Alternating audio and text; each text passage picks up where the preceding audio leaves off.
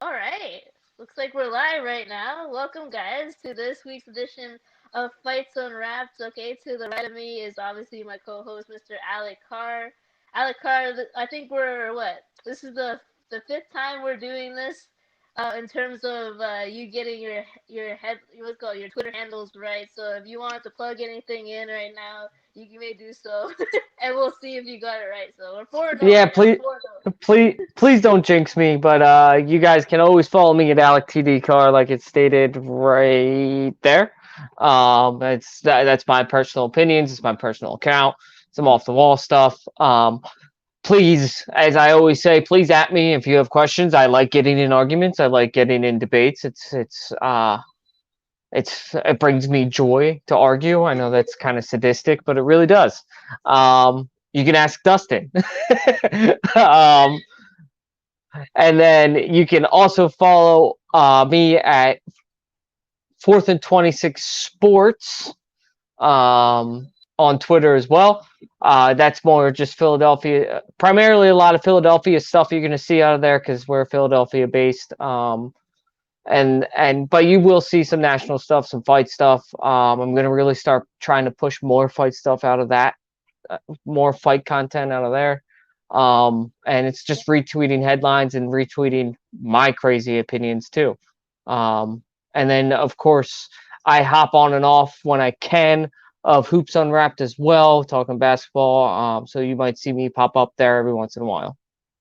That's awesome. Okay, obviously we have a comment here. Hi, Michael Lawson. What's up, man? Thanks for the shout outs. I know that you wanted to do a special shout out of your own, Right. but So I don't want to get political. I hate getting political, like our founder Perry always says. So I'll leave the politics out of this. I just want to wish everybody be safe in DC. What's going on right now? Please stay at home. Be at home. If you're out, follow the curfew. It is very dangerous out there. Um, and the police and law enforcement are taking this very, very seriously. So stay at home. Everybody, law enforcement, citizens, National Guard, who's going to be out there pretty soon. Just everybody, please stay safe. okay, prayers go up to there. Obviously, someone in from Canada who doesn't know much about it, so prayers go prayers go up to everybody up there. Please stay safe, as Alex said. So before we start, I think we have a comment unrelated comment from fights. It says Ben Simmons most improved player this year from Michael Lawson, who is a member of Unwrapped Sports. That's how we know each other. What do you think, Alex? Because you Only if obviously he starts scoring 18 to 20 points a game. there you go. There you go. You like I said, Alec is gonna be on Hoops Unwrapped on and off, so you can go and follow him there. So before we get into it, we as like Connie says, we have to pay the bills. We can talk about some of our sponsors. So the first sponsor we're going to talk about is RX Hemp. I am excited to see where I think Carlos Condit doesn't he have a fight like lined up, or am I crazy? I think he's got a 2021 fight. I don't think there's an exact date on it yet, though. But I could I be thought wrong. it was against I thought it was against Matt Brown for some reason. Maybe Well, I'm we have to we like have search we that up. have Google machines, you know. Yes, we do. The reason why I bring Carlos Condit up is because he is a huge advocate of RxHemp.com. If you don't know what that is, they sell premium CBD products, icy hot creams, great for people that work out or that need that recovery, that are suffering from any injuries and stuff like that. That's a really good product right there. So if you want, we have a promo code, which is at the bottom. You can see RxHemp-USA. You can take 10% off your entire order, and if you don't believe us, you can believe Carlos Condit. So, see, did Who you end up is finding out? he's Is he fighting fighting? January 16th against Matt Brown on a big Okay, card. I was right. Oh shoot, it's coming up. Okay, now I'm getting really excited. I'm really excited. Speaking of which, obviously, I'm so excited that fights are coming back, and everybody should, especially people that bet. We have a really great promo code USN100 for mybookie.ag. I know Alec Carr is not much of a betting person, but I am for sure. And then you can use the promo code USN100 to get double up on your first deposit. So anyone who has up to $1,000 lining up, you can still use that on my bookie. .ag. So, oh my gosh, I can't believe Carlos Condit is back already. It's so fast. Okay, we're gonna be talking about that next week. Obviously, there's no fights lined up this weekend, but next weekend is going to be the start of Fight Island, like a trilogy whole fight. So we got what, January 16th. I think we have the 20th, or yeah, the 20th, and then the 23rd. But the 20th is, it remains to be open, and that's what going to be one of our headlines, obviously. But first, we're going to talk about this one because I know this has been a topic for me and Alec Carr for a number of weeks, but it gets a little bit interesting because even though we talk about Stipe Miocic versus Ngannou 2, which is now, according to Dana White, scheduled for March, what he wants in a perfect world is the winner facing against Jon Jones. So that gives it a little bit of a twist right there. That's kind of what we wanted, isn't it, Alec Carr? Yeah. We kind of wanted this, like, ever since like we started talking about who we think should face for the belt. Obviously, we obviously thought that Ngannou was fairly chosen to be facing for the heavyweight title. Now it looks like he's getting his wish. It looks like it's getting closer and closer to, you know, a signed deal. I think you're the one who brought this up as well. But I remember just this part, the twist, whereas the winner, hopefully in the summertime, they say should face Jon Jones. So that's a quick turnaround for either fighter. Yeah, especially since the last time they fought, it went 5 rounds, and it was an all-out war. So, I think it would probably be August or even early September is probably what they're going to project out the winner of fighting Jon Jones. I'm just so excited to see Ngannou again. I mean, we haven't seen him since May. It's been it doesn't seem that far away, but it's been a long time since we've seen him in action. That's for sure. So I'm excited to see him too. Yeah, and when last time we saw him, he fought Rosenstrike. I mean, I love the heavyweight division, man. I really do. I think it's on its way to being the best it's been in a long, long, long, long time. And Rosenstrike's no joke. Francis Ngannou just went in there and did just like it was another day at the office. Just went in there and was like, all right, now give me Stipe, please. Like for him, it's just like riding a bicycle or something like that, right? Like, yeah, compared to how he used to fight. He's improved so much. Let's just talk about that just for a second, because a lot of people don't really think, you know, they think maybe Ngannou is just like, oh, he's just a power hitter. Like, he is, but I think he's improved a lot in his game, but people don't really know that. Mm-hmm. And he's taking a lot of time and a lot of hours training. He's even trained with likes of people like Ryan Garcia, who obviously, if anyone who hasn't seen that fight, have you seen that fight? Against, Luke Campbell? That was amazing. Yeah, it was incredible. It was incredible. That liver shot was amazing. Sorry, I gotta shout out that because I just wanted to talk about that just a little bit.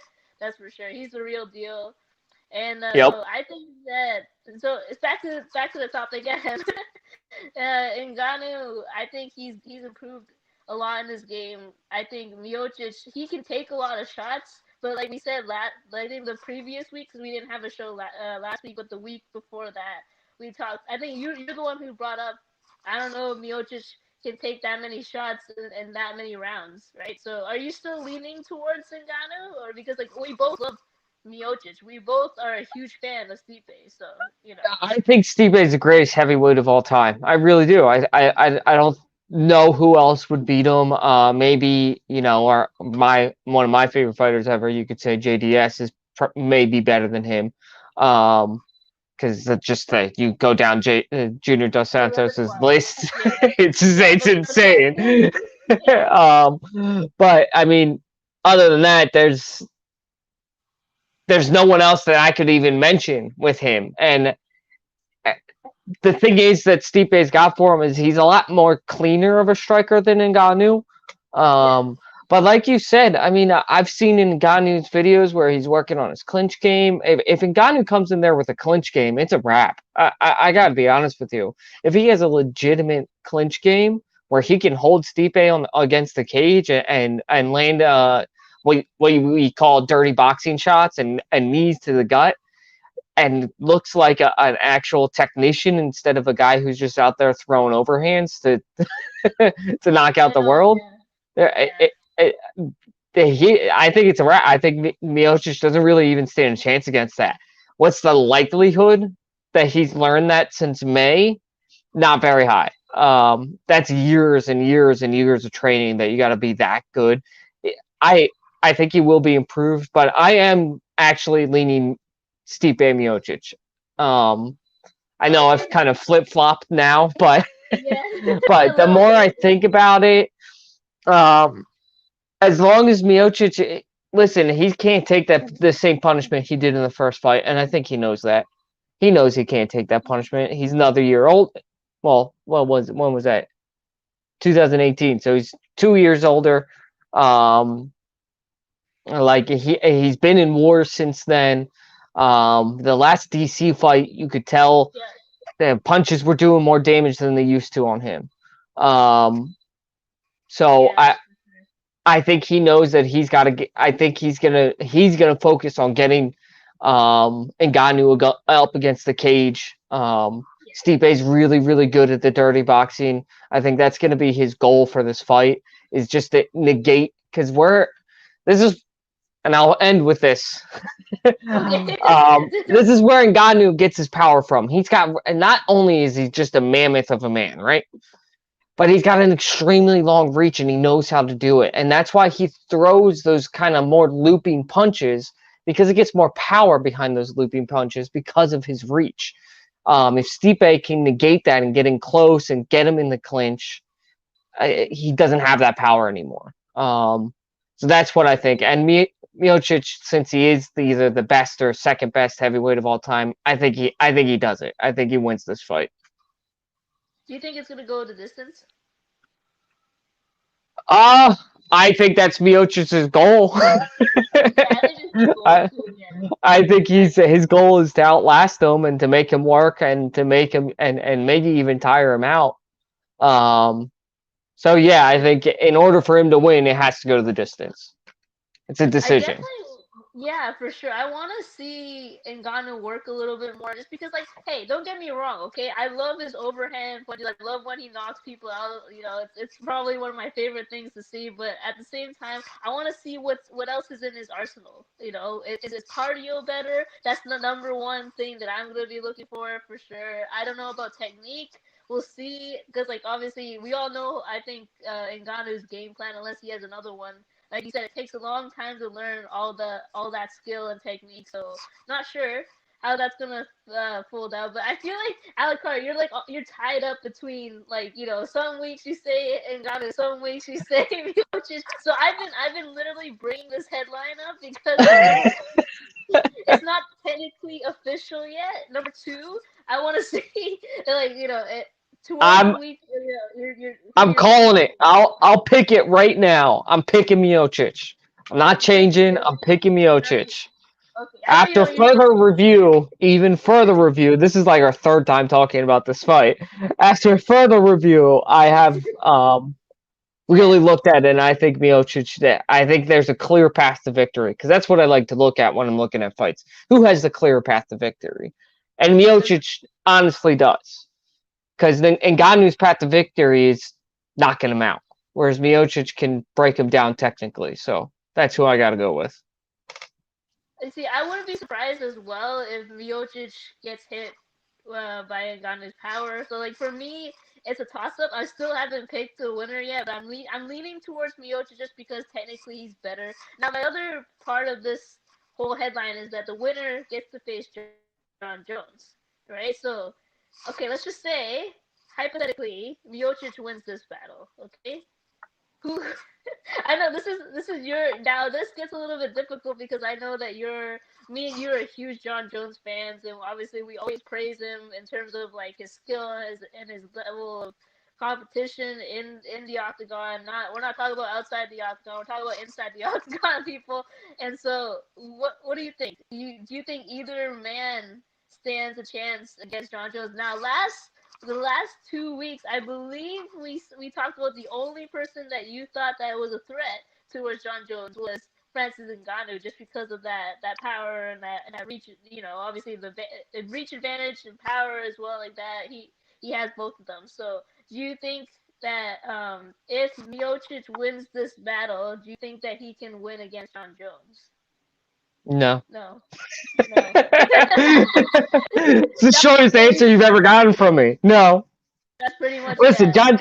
John Jones. The one thing I was worried about with John Jones was, is Savage John Jones back, or are we going to get the same light heavyweight? I think we've Mhm. proven earlier this week, and even last week, Savage John Jones is back. He went after the light heavyweight division. Was like, no, I left because I was done. Like, I left because I didn't care. I left because you guys suck, and I could beat you by training for 2 weeks before the fight. So that's why I Yeah. left. I didn't leave because I was afraid of Jan.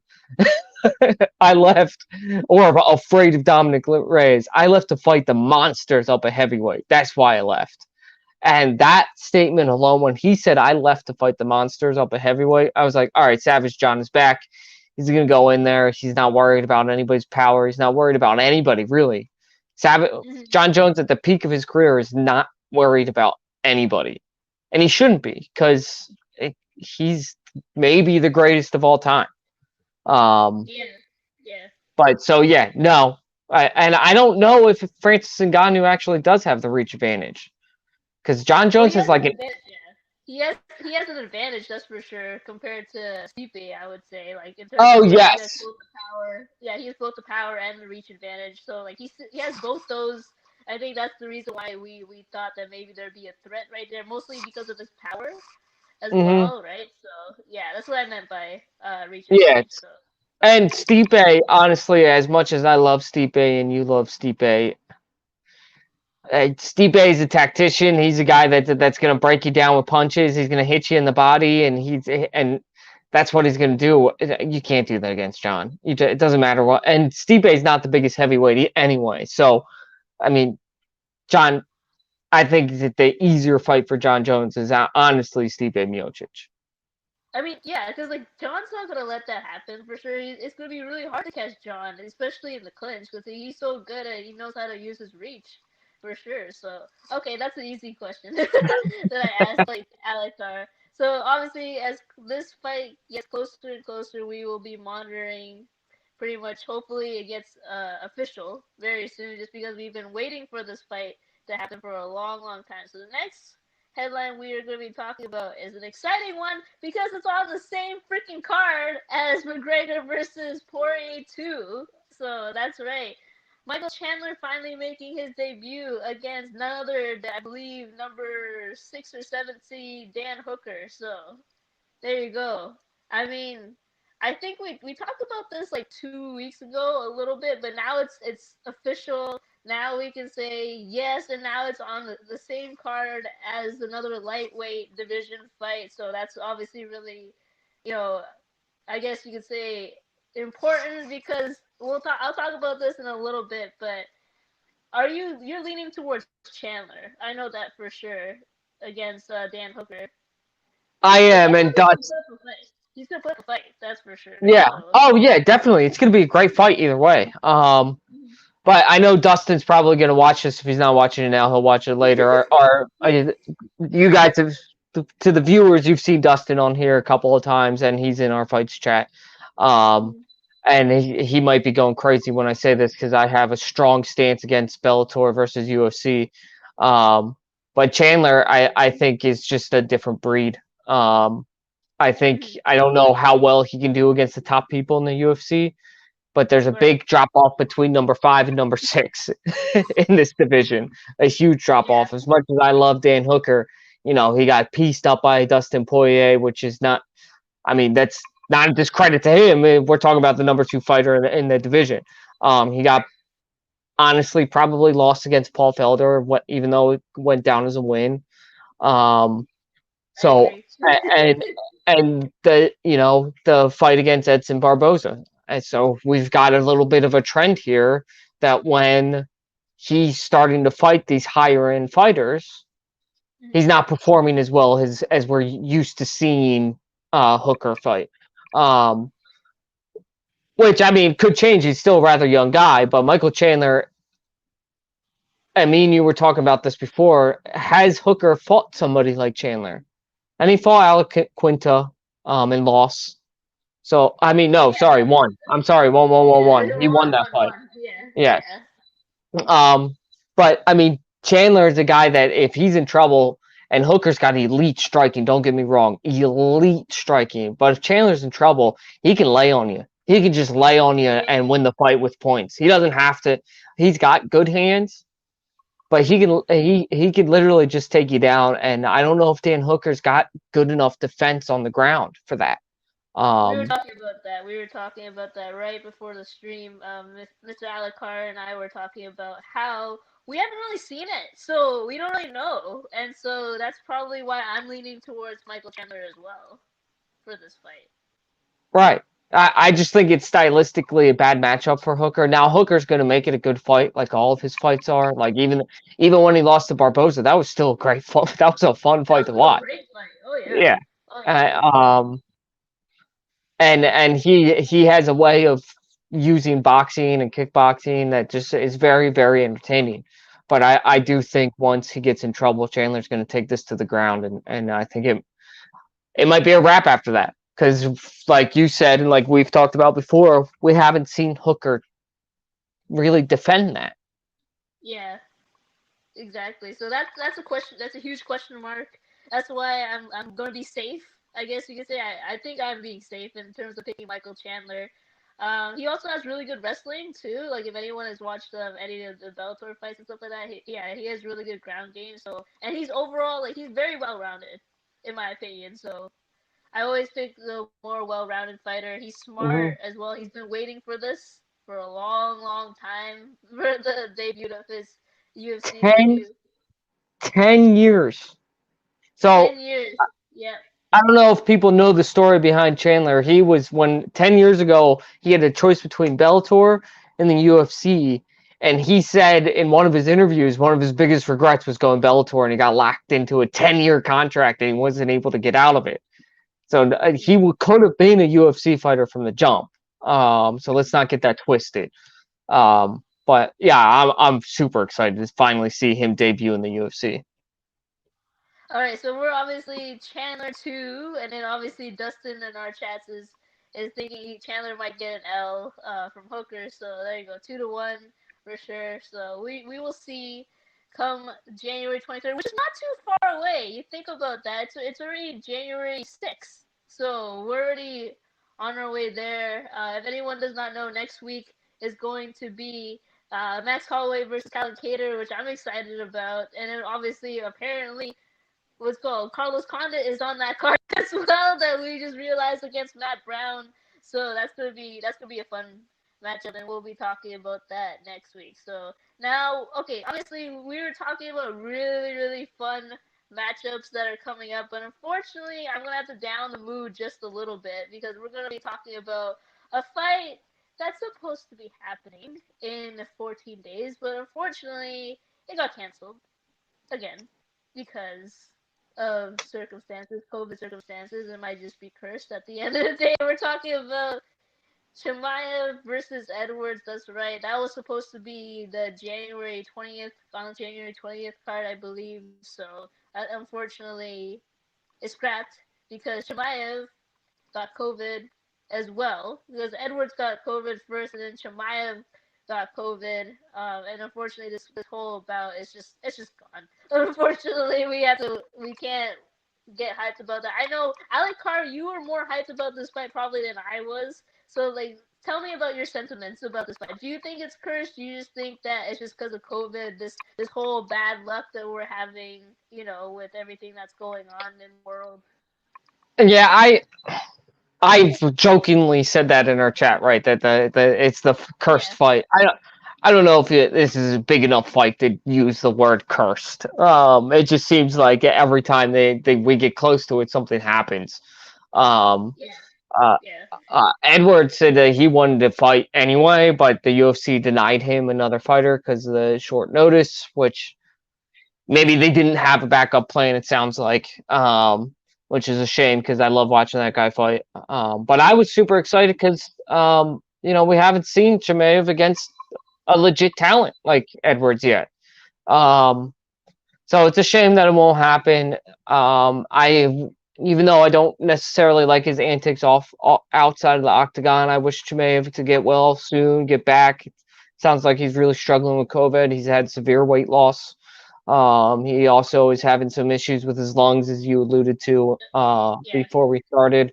So I hope he gets back. He's a legit prospect. He's a guy that can really, I think, make a run. He's got that Mauler mentality that Khabib has, and Yeah. so There you go. get well soon, man. We want to, even though I don't really like your antics outside of the octagon, I love watching you fight. Get well soon, man, so we can get you back in the octagon, maybe against Edwards.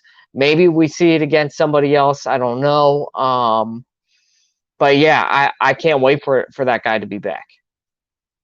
I wish they had a backup plan. Like even someone like someone like Wonder Boy would be fun to for me to watch. Because originally this fight, I believe Wonder Boy originally called Chimaev out, and then originally Wonder Boy's like, I don't want to fight someone who was unranked and stuff like that. So then there was like this whole like back and forth, and then Edwards was talking a lot of crap as well, and then now he finally got Chimaev, but then now this fight is not happening. I wish they had a backup plan because I think you are more on the Chimaev train than I am because I'm still skeptical about him because I do want to see him face someone who is a legit top ranked fighter. So this is just a You know what selfish I thing want for for me. him? I But want him yeah, to pick a weight. I want him to pick a weight class. Stop doing this jump around thing. Pick a weight class, fight at that weight class, because you can't do that your whole career. You're only gonna shorten your career by doing that. So just pick a weight class, stick with that weight class, and then go on your run. If you think you can do it, go on your run in that weight class, whether it's welterweight or not. Or because he's called out Usman, he's called out pretty much everybody. Let's see it, man. Pick a weight class. Let's see it. I think I've personally seen enough. I'm like I've said over and over again. I'm not the biggest fan of his antics outside of the octagon, but as far as his talent inside the octagon, I've seen enough. I think this guy's got a real shot at being a contender, maybe even being a champion. And probably not this year, but next year. I think also like not picking a weight class might affect his training and if you talk about weight cutting issues. I mean, if you're jumping from one weight class to the other, I mean, I wouldn't be surprised if you have like weight cutting issues. Besides the fact that COVID is a huge part in that. So get well, Chimaev, Edwards. I believe he's out of his COVID, so he's fine. But I wish that he had an opponent because I really wanted to Mhm. see that. So that's gonna be a different card when we talk about it. That's for sure. All But we right, still got Keza Magny on that card, so that's right. Is it Chiesa Magni? Isn't that card? Okay, that's yeah, cool. that's That's cool. that's the main event now. Oh, that's not bad. Okay, see, there you go. That's a pretty good main event. Even though it's not the main event we were hoping for, but I like the both of them, so we'll see. We'll see about that. All right. So next headline, we're gonna talk about something. We're gonna brighten our spirits up again because Dana was talking about how the Bronx is supposedly the next in line to face Justin Gaethje, which is a very, very, very, very, very, very fun matchup for both of us to talk about. I know, right? We're both like I'm so shimming. excited right now. I know. Alucard's dancing, he's shimmying right now. That's how excited that he is. Like, obviously, huge announcement, Dana White. I'm so glad I put this on the headline so we can talk about this a little bit. Obviously, the Bronx is no joke. Okay, let's just talk about his last matchup against Tony Ferguson. The man just he literally laid on him the last 2 rounds or something like that. Last 2 rounds of the fight. He is so dominant, especially he knows how to get you on the ground. He has great striking, and I'm just saying, if you're gonna put money on it, I'm putting it on the Bronx. No offense, Justin Gaethje. We saw your ground game. What kind of a wrestling is that? Where's your wrestling? This is the time to do it, right? Like against Khabib. Obviously, okay, we're talking about Khabib is levels and levels ahead, okay, of these fighters. But the Bronx, I like calling him the Bronx. It's Charles Oliveira. People, if you don't know, I just like calling him by his nickname. If you don't know, he is just an amazing submission artist. He is so great on the ground. He can get you on the ground literally from any position. he just looks so good right now. He looks the best that he's ever looked. And then like especially against Tony Ferguson, I mean, I picked with my heart in that one. I remember when we were picking fighters for that, but he just impressed me. So I mean, my money is on Charles Oliveira for this fight. If this is the fight that Dana really wants coming up for Justin Gaethje, what about you, Alikar? I'm gonna make a bold statement in this, not right away, but stay tuned, like, because well, a couple bold statements. Okay. Do Bronx Charles Oliveira is right now looks like, other than Khabib, we Very both true. think is actually retired. Charles Mhm. Oliveira looks like he is the best fighter in this division. Um, his striking's on point. We didn't really see it against Tony Ferguson, which is crazy to think about. That he dominated Tony Ferguson so much on the ground that he didn't have to strike with Tony Ferguson. And Tony Ferguson is no joke on the ground. So it's just that in itself spoke volumes to me. And when he had to strike against Tony, he did very, very well. His fight against Kevin Lee, he dominated Kevin Lee. The, Charles Oliveira is a monster. Now, Justin Gaethje is very, very good. I'm not trying to take anything away from him, except I want to go through his fights. All right, from 2017, Eddie Alvarez loss, Dustin Poirier loss, James Vick win, Edson Barbosa win, Donald Cerrone win. Those guys are no joke either. Tony Ferguson maybe on the down. Looks like is on the down of is spiraling his career It's spiraling downwards. down. Yeah. So my point is, and then obviously Khabib lost. My point is, Eddie Alvarez at the time that he fought in 2017, not the best Eddie Alvarez has ever been, but Eddie Alvarez is a legit fighter. Yeah. Yeah. I You love me forget some about Eddie that. Alvarez. Yeah. Yeah, You and then forget you about got then you got Dustin, who's the number 2 fighter in the division, and that. then he goes on this 4-fight win streak. Yeah. My point is, Gaethje beats the guys he should beat and loses to the guys you think he might have a chance against. And I don't think he stands a chance against Oliveira. I just don't. I saw not just from the Khabib fight, but his previous fights. He's not. I see a submission in the first round. To be honest with you, I see him Damn. getting him Yeah. down. I see him getting him down. Maybe he Oliveira takes his time and lands those leg kicks. Another thing to think about: Oliveira is I think much larger than him. Could be I think you're wrong. right. You could be right by not. I don't He's know got a about longer. much. He's got a 4-inch reach advantage on him.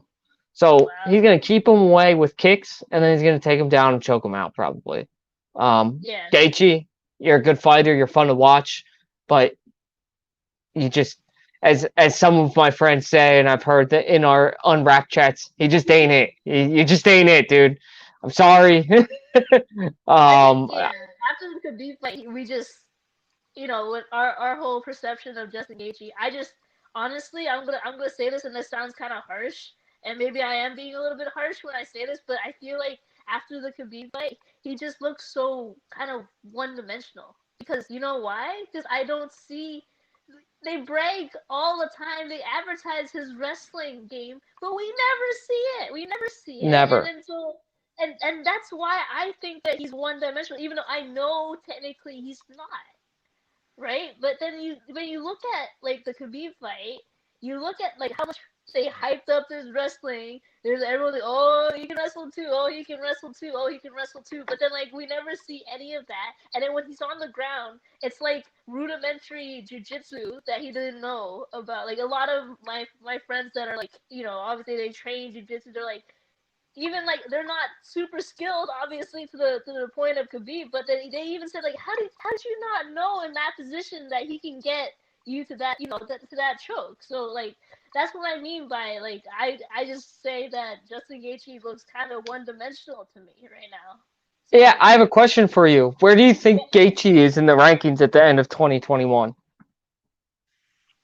Oh, that's a good question. That's a good question. I'm gonna Should I pull up the say, rankings real quick? yeah. Is he number 3 right now? I think so. I'm sorry, people, if I've offended the fans. I'm sorry. Justin Gaethje to me is like one dimensional. So like just talking about that just So proves Gaethje's everyone. still number one. Gaethje's still the number one contender. Poirier's number two. Oliveira's number three. McGregor's number four. And Ferguson's number five, with Dan Hooker and RDA right behind him. I So where think do you he, think he yeah, ends up?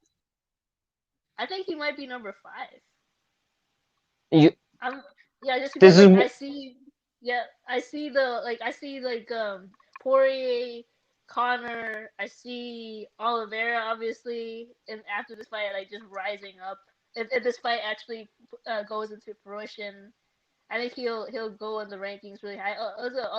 Olivia, is he number 3 right now? number three. Number 3, So he yeah. I jumped think up the ranks after beating Ferguson as he should have. So I this is think this is that Yeah, that's what I think that Oliveira is going to win this fight if this fight goes into fruition, and then he's going to jump up to number 1 contender, and then depending on the whole what's called Poirier versus McGregor fight, which we'll talk about in just a little bit, just because it kind of ties into this just a little bit. So I just think that, and then there's one more fight. I think that Justin Gaethje will have one more fight, and then I don't know why. I just think that with all the top 7, like imagine if he fought RDA. Just imagine if he fought that's RDA one of too. the Like, that's why I asked the question. That's why I asked the question because I was my follow up question was, do you think he could beat RDA? Because my answer is no. I can't. It's the one dimension. Unless I see some improvement in terms of like, unless I see some type of other like facet into your arsenal, there's no way I'm picking Justin Gaethje. There's no Right, way. right. And to answer my own question, I think Justin Gaethje finishes the year outside of the top five. I really Wow, do. I'm being generous, like for I sure. think I think RDA is going to jump up and get in there, and Justin Gaethje will be at number 6, and Hooker might be at 7. So that's how I think it works out by the end of the year. I don't let me just put it this way. I don't see Justin Gaethje beating Poirier. Well, he already lost to him, right? He already been lost to Dustin. Yep, he already does. Yes. He already lost the best of Yeah, Dustin. right. So I don't see him ever beating him again. I don't see him beating Conor McGregor. I actually see that as a quick first round knockout, maybe minute long fight. Yeah. I don't see him beating Oliveira Du Bronx at all. And I don't see him beating RDA. So and to be honest, I don't know if he beats Tony Ferguson after with Tony with a full fight camp against Justin. So Yeah. I think he probably does, but I don't know. He Um, probably does. I think he might, just because like Tony's like mindset is like and there's something going let's on there, you know. let's also say Dan Hooker comes in and beats Michael Chandler. Right. Now can you say that Gaethje can beat Chandler? Because I can't even say Gaethje can beat Chandler. No. No. Especially on the ground. I'm not confident in Right. him anymore. And if Hooker beats Chandler, can Gaethje beat that version of Hooker? No. It's like MMA math right now. We're I doing know. I'm math. sorry. I'm sorry. That's okay. This division is the most entertaining division, and it might not be the best, but it's the most entertaining division in all of MMA. There are so many what ifs. There are so many good fighters, um, and you got Islam. What's his name? My point is, Yeah. I can't. Makhachev, or however you say it. Yeah, Yeah. who hasn't fought and is a beast within himself. So you got a couple of young fighters coming up. Can Gaethje keep up with those guys? I just don't know. I don't think so. So I can't pick him against a guy like Du Bronx. No, exactly. It's like I used to have like some hope in him because he has that knockout power, but then at the same time, Du Bronx can hit hard, and so does RDA. And then Michael Chandler is obviously super well rounded, so he might just put him on the ground as well and see what happens there. So yeah, I just don't have any confidence in him anymore after the Khabib fight. Like I said, like even my friends that are obviously not even close to the level of Khabib in terms of on the ground say that this is Justin Gaethje should know this. Justin Gaethje should know this. Justin Gaethje should know this. You know, wrestling, grappling 101. You should know this. You know, and so I don't know. We'll My see. We'll see point, what happens with Justin Gaethje. But my yeah. other point is, and I'll stop talking about it with this. My other point is, Gaethje was a huge benefited from Tony Ferguson's injury, Conor McGregor's stepping away from the sport. He benefited from that a lot. Yeah. That the way it played out was perfect for him. And now that Ferguson's back, you got Michael Chandler thrown into the mix. You got Duke Bronx fighting the RDA. best he's ever fight. You got RDA coming back into the division. And listen, Paul Felder took that fight on short notice, but stifling Paul Felder. Um, Mm-hmm. you know, I just don't think he can hang with those guys. I've never really, in all fairness, I've never really been a big fan of Gaethje. I think he's a good fighter, but I don't think he's a true contender. Not in this division, not the way it stands right now. Right. And now I think about it, like in hindsight, you remember? Do you remember that fight against Khabib? And like leading on to that, I was so nervous. I was so nervous, because I was just like, oh man, what if he knocks Khabib out? And then and now I think to myself, now I have no idea why I should be nervous against someone like Gaethje, you know? Just to I was see. asking I was asking you why you were nervous. I Why picked would be Khabib to nervous? win the first round. I just because I thought maybe in a sense we're gonna see some wrestling. We're gonna see his other arsenal, but no, that didn't I'm not a happen. Gaethje believer. I think he's, like I said, he was a great fighter in, what was he, one championship or Bellator? Forget where he came from. Yeah, it's not Um one though. It's not one. It could be LFA as well. yeah, anyway, off the top of my head I can't remember where he came from. He was elite there. And I This wish is the Dustin was here to UFC. hear this. This is the But this is the UFC. UFC, man. This is different animal, and you're coming into the toughest division in the UFC. So strap up, because you're about to be not a top 5 contender. Yeah. Oh well, we'll see. Hopefully that fight actually goes to fruition, so we can talk about it in more detail coming up. So. And now Yeah, we're gonna talk about something again. Now we're gonna go down our spirits again, unfortunately, because we're gonna talk about there's been another raise in the pay-per-view prices. Now, if anyone does not know, a pay-per-view in the states costs about $64.99. Now they've raised it to $69.99. Also, for subscribers to ESPN Plus, it used to be $49.99. Now they've raised it up $10 to $59.99, and that starts March 2021 for like I guess you could say ongoing subscribers. So they still have the $49.99 until then. So I mean, this is so funny. I put this on the headlines because I know Alec Carr, you're a huge like. I need to get the pay per view. Like me and my friends need to get the pay per view. We're just gonna buy the pay per view even though we're against some of what Dana does or something like that. So Alec Carr, $69.99. That's $5, more than that. Are you still gonna buy all the pay per views? yes. That's another short answer. Uh, no, but to be quite honest with you, as somebody who does buy all the pay-per-views and doesn't stream them and or any of that nonsense. Um, I I was expecting this. If you've watched our stream, you know that I'm a business-minded person. Um, the UFC is at the height of its popularity right now. If Dana didn't raise the prices on pay-per-view, he'd be an idiot. Yeah. Um, because the fact of the matter is, some of the biggest fights of all time are coming up. People are going to Yeah. buy them, and now you got all these casuals coming in who are becoming not a lot of them, but some of them are becoming non-casuals now because they've actually Right. peaked in interest. Listen, we were all casuals at one point. So now Let's you got be honest. Yeah. guys who and Dana knows that not everybody, when you buy a pay-per-view, you're buying it with 4 or 5 people. So Mhm. when you buy it with 4 or 5 people, it really isn't that much of a difference. Am I now? If you ask the consumer in me, am I angry? You better fucking believe I'm angry at that. Yeah. But it's just the way it is. It's supply and demand, and there's a high demand for the UFC right now. Yeah, exactly. I just want to bring this up because I know Alec Carr is a huge proponent of someone who is very loyal to the UFC. In terms, so loyal that he does that. I'm not saying that I don't buy pay-per-views. I definitely do buy pay-per-views when they're worth it. Now it's the January 23rd one.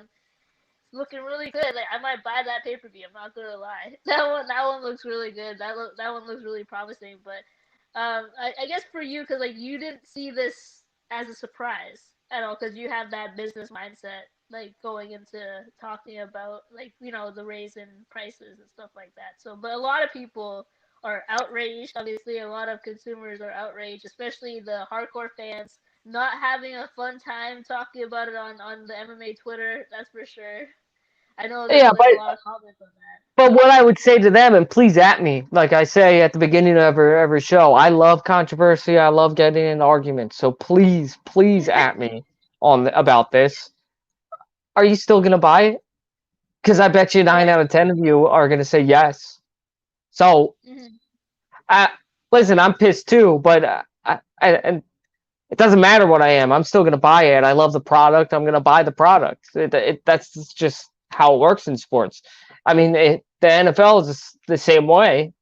Now they don't do pay-per-view, obviously, but you look at another sport like the NFL, it's more and more and more ads. They even got ads going on during the game now, Yeah. and but we still watch. The NBA is starting to put advertisements on their jerseys, which everybody was outraged about, but we still Mm-hmm. watch. So Yeah. raising the pay-per-view up to by $5 is $10 is not. It's I'm not. I'm I'm still gonna buy it. I don't care. I'm watching it with 3 other people. We're splitting it 3 ways. It's not that big a deal. Yeah. It's good too, like especially if you're splitting it too. Like you can split it up to I think four people. I think 4 screens. Like if you're not watching, obviously during COVID and stuff like that, if you're not watching it together, kind of thing, you can split it Mhm. between 4 screens and stuff like that. So it's not terrible. It's not terrible, but I know in Canada it's worth a little bit more. So like for us, we might That's be true. yeah. If you convert the freaking currency right now, oh my gosh, it's like about more than $80 probably per pay-per-view. So we have to think about it. Just Now that sucks. That I would think about. If it yeah, ever got to US 80, $90, it would have to be a McGregor title fight or some John Jones or one of the fighters that I absolutely love, which is if you know me, Monique, is pretty much all the fighters. all the fighters. Yeah, Um, but yeah, it's 69. That's what are you gonna do? fifty nine I was ninety nine. I was more 50, pissed about the having to get ESPN Plus, to be honest with you, because that just yeah, seemed unnecessary. yeah. ESPN Plus because like I don't again in Canada, right? It's so a little bit different for us. So like we have to either stream it or we have to buy like ESPN Plus ourselves. So it's a little bit different. But I know for the states, a lot of people are outraged of the prices. But you're probably right, Alec Carr. They're probably Yeah, still gonna watch. I, They're probably I gonna watch. don't mean to sound cold too. I understand your outrage. You have the right to be outraged. And like I said, the consumer in me is outraged with you, but the business mind in me is going, of course you fucking raise the price. Yeah. UFC is coming off the biggest year they've ever had, the most money they've ever made during a pandemic at that. Mhm. So it's you got to grab the money when you can. So There you go. Obviously, I wanted to, for some reason I forgot to mention this headline, and then I'll have a banner for it. But okay, so do you remember when you brought up that link talking about how there's this Twitter handle or whatever that was DMing saying that the McGregor Poirier fight was for Khabib's yes, title. I forgot to put a banner for that, but because I was gonna mention that, like talking about one of the lightweight fights. But okay, yes. do So you believe that's true? I, as the days go by, I'm starting to think it might be. No, I that's think like really. Yeah. I think it makes the most sense from every if I and again if you've watched this, you know I like putting myself in Dana White's shoes. I like for some reason I know I'm not even on the same aspect as him, business world wise or business mind wise, but I like to Yeah. think I am sometimes. But if I put myself in Dana White's shoes, what is the best thing for the UFC? Mhm. Well, it's Conor McGregor in a title fight. It's the best thing for Yeah. the UFC. It's made me the most money. Conor McGregor's in a title fight. I know I'm gonna bank in record-breaking numbers every single time. Mhm. Yeah. I also want Khabib back, and I want Me Khabib too. not to retire. Yeah. Yeah, if I'm Dana White. So what's the best thing I do to make Khabib not retire? I've already met with him twice now, and he's told me both times that I'm retired. So what's the best thing? Having the guy he hates the most hold the belt and Yeah. call him out. Because one thing, Dana and Connor might not be as close as they once were, Here you were. Yeah. but the one thing that they both like is money. Oh They yeah. love money. And if Dana Mhm. White says, Connor, after you beat Poirier for a title, I want you to go out there and I want you to trash Khabib. I want you to call him out. I want you to say, you're running and fucking hiding from me, Khabib. I want you to just go out and trash him, tell him he's about to get proper fucked again. All this other nonsense that you do. I am letting you go. I am letting you off the rope. Attack, attack, Mhm. attack, Connor. Mhm. That if I'm Khabib, I'm starting to think that's my belt. Yeah. That's I earned that belt. I'm 29-0. That's my belt. I don't run from anyone. I think that's the Mhm. only way Khabib comes back at this point. Um, You got a and point so there. if I'm Dana White, I make this championship fight. What do you think? I mean, okay, because I'm biased, so it's like really hard for me to like try to keep that bias up. But in terms of business aspect, that makes total sense. So it makes total sense why, if this is a true rumor or not, that this is gonna be happening. I think that Dana's gonna try to do what he wants. And tries to get what he wants. So I think that your explanation of that makes total sense.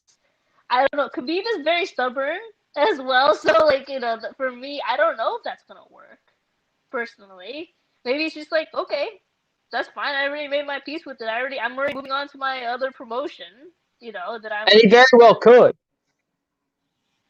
So I think Khabib is pretty stubborn and pretty set on retiring, and I think we all, both of us, but people in Fights Unwrapped as well, have said it looks like he's set on retirement. And he looks like he's had his retirement plans. They're like Yeah. enveloping and stuff like that. So maybe it might be a championship fight. Maybe Khabib. I'm thinking Khabib would be like, sure, that I don't know if he'll say this is my belt. I think he said like this was my belt. There's no one's gonna be better than me. I know that. I don't think he technically like. I know he hates Connor, but he doesn't like hate him. Hate him. I guess you could say Right. like I think he's over that kind of competitiveness against Conor McGregor. So I think it's worth a shot. But I don't think it's going to phase, could be coming back. I don't think it's going to entice him as much as I, probably what you might think, or anybody else, or Dana might think, right? So yeah, I don't think he comes back for it either, but it's still your best shot of him coming back. that's true. That's true. Yeah. But it's a win-win for Dana because maybe Khabib comes back to fight Connor like you want, or now Yeah. Connor's the champion, and now you can market the shit out of Conor McGregor again. So either way, Yeah. it's a win-win for him. I just had a thought that came to my mind. Imagine, Oh no. imagine a fight card in 2021 at the end of the summer. Khabib Connor 2, John Jones versus Miocic. Ngannou. Oh, Ngannou. Okay, you said Ngannou. Okay. Or Miocic, whoever I was going to say, whoever wins that fight. Imagine Okay. that fight card. That would be. I mean, monstrous. talk about making money. And John has shown that he doesn't care if he's co-main or main. I mean, he said that he just all he cares about is his paycheck. So if he's co-main but he's getting paid like a main event, that's all he'll care about. Yeah, That would be the greatest card ever made. that it could. You never know. You never know. I That don't. I is, don't think. I'm Yeah, speculating like I normally of do, course. but Yeah. but that just because Alex that's what the timeline would be. Yeah. Oh yeah, yeah. End of summer for sure. Yeah. So we'll see. We'll see. I mean, we'll see if this is going to be a championship, fight or not. But either way, I just don't think that Khabib is going to be swayed like that easily, and probably I don't think anything is going to sway him. But we'll see about that. So. All right, last topic we're going to talk about is open scoring in MMA. So this is pretty simple. Me and Alec Carr have a very, very, probably the same mindset as this. So the reason why I brought this up is that Dana White, talked about it in an article saying that he's not a big fan. The biggest takeaway from that he talked about was that it takes away from the suspense for a lot of fans and also like for fighters if they know that they're up then they're probably not going to fight as hard. So what do you think, Alec Carr? I think you agree with Dana in this topic. I think we talked about this in just a little bit before the stream. So Yeah, I do absolutely agree with Dana. I think it makes for bad fights. I think it makes for open scoring. It's on paper a great idea, but in practice, it's one of those things that in practice just doesn't work. Um, yeah, I mean, it would actually work, but it would make for less entertaining fights because if I'm Dustin Poirier and I know I'm up on Conor 1 round or 2 rounds in the main event, all I have to do is run and not get hit by a left hand. like yeah, exactly. that's and Dana put it perfectly. Listen, anyone can avoid shots. That's easy. That's the easiest thing in MMA is to avoid shots. Um, so I agree with him. I think the idea of it. I think more transparent scoring is what needs to be done. I think more accountability for judges. Yeah, Just in yeah, general, if you have a bad scorecard, you should get punished for it. You should Dana should be able to say I'm not using that judge anymore, or yeah, the UFC, maybe not Dana, but the UFC saying we after like 5 bad calls or however you want to call it, you should be able to say this guy's not a professional judge. We're just not. He yeah, can't be a UFC judge. Um, yeah. I agree. I think that's where it has to go because honestly, and Dana put this perfectly too. The best part about announcing a championship is no one knows the actual outcome except for Bruce Buffer. Yeah, So he's like he said it would definitely something like it would definitely damper me and my anticipation when I'm holding the belt in a decision fight. I have no idea who won. And I'm yeah, just as shocked as everybody else, and that would kill his own entertainment. yeah, Imagine yeah. us at home knowing who won before the announcement of the championship. Like that, I would. you would tune out. You would just turn it off. You think, oh yeah, he won. Okay, let's just go. Right. Yeah, Right. Or if a guy's up 4 rounds to 1, what's keeping you from watching? not much, not much Right. unless you bought the pay per view. Right. Even then, if we're talking about 12:30 in the morning, I might even turn it off and go to bed. At that point, Yeah, that's true. I keep forgetting the pay per views are pretty long, but we might get we might get an early pay per view. I don't know about the fight card in January 23rd, but we gotta look at times for that. But it's coming up, that's for sure. So that's pretty much the headlines. We had like about what 7 to 8 headlines today that we were talking about, and that's just because obviously our fight cards are starting next week, people. Oh my gosh, I'm excited. They haven't advertised this. They haven't advertised the whole Max Holloway versus Calvin Kattar fight at all. They've been always advertising the McGregor Poirier fight. I'm telling you, man. right? And it could be. Isn't there a chance the Max Holloway Calvin Cater's on ABC or something? NBC? I think it's ABC. I think it's ABC. ABC. So I mean, this is a big. Oh. They It's a should big advertise deal for. it then. Yeah, exactly. I don't think it's been made official yet, so that's probably why they're not advertising it. But we'll talk about that Oh, more next week, obviously. But that if that's true, that's a huge, huge deal for the UFC. yeah, especially because I believe Bellator, they signed a contract with Viacom before, but they also signed a contract with another big uh, television provider. So I don't remember which one it is. It's one of the ones from the States, that's for sure. I think it's I don't know off the top of my head, but I do know what you're talking about. yeah, so that'd be a huge deal for the UFC, that's for sure. So, all right, people, this does it for this week for Fights Unwrapped. You should tune in next week because we're gonna be talking about Max Holloway versus Calvin Kattar. That card, that's the first fight in a three-fight island series. Can you say that 3 times? Three-fight island series. and then Three obviously I fights, don't know, 1 week. three Three fights, cards, 1 week. 1 week. And we'll be talking about that. That's for sure. And it's funny because the Wednesday card is gonna be around the same time that we're doing our show, so we might actually be talking and watching the card at the same time. Yeah, I just thought about that. That would be awesome. That would be awesome. It might be during the daytime too. So we'll message each other after this just to make sure Yeah, that we got the absolutely. times right for sure. But that'd be really fun. That because we've never done that before in in the history of Fights and Raps. Obviously, usually they happen on a Saturday. So obviously, you guys should tune in for that. And so next week again, Max Holloway versus Calvin Kattar.